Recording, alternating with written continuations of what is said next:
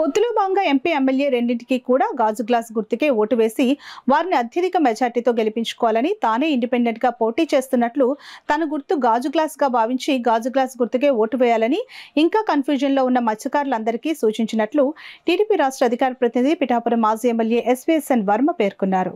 యూకొత్తపల్లి మండలం కొత్తపట్నంలో మత్స్యకారులతో ఆయన సమావేశమయ్యారు. అనంతరం మాజీ ఎమ్మెల్యే వర్మ మీడియాతో మాట్లాడారు. అదేవిధంగా స్వామివారిని దర్శనం చేసుకోవడం జరిగింది.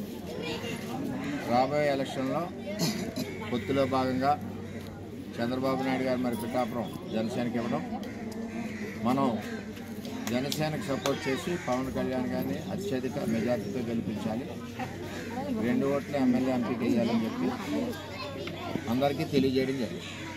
మరి వీళ్ళందరూ కూడా పూర్వం నుంచి తెలుగుదేశం. ఆ కన్ఫ్యూజన్లో వాళ్ళకి నేను చెప్పింది ఏంటంటే, మన సైకిల్ ఎక్కి ప్రచారం చేసి వెళ్ళి గ్లాసు బుక్ చేస్తాం, మళ్ళీ వస్తాం.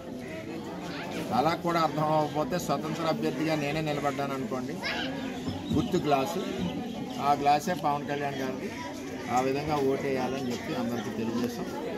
అందరూ కూడా ఓటేస్తామని చెప్పి తెలియజేశారు. అందరూ ఓటేస్తున్నారు లేదా?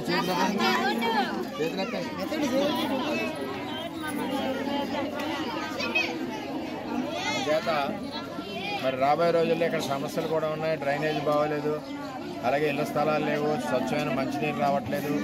వీటన్నిటిని కూడా నేను దగ్గరుండి చేస్తామని చెప్పి తెలియజేస్తాం. అదేవిధంగా రామాలయం కూడా శిథిలావస్థలో ఉంది, రామాలయం కూడా పూర్తి చేస్తామని చెప్పి ఆడపడుచులందరికీ తెలియజేస్తాం.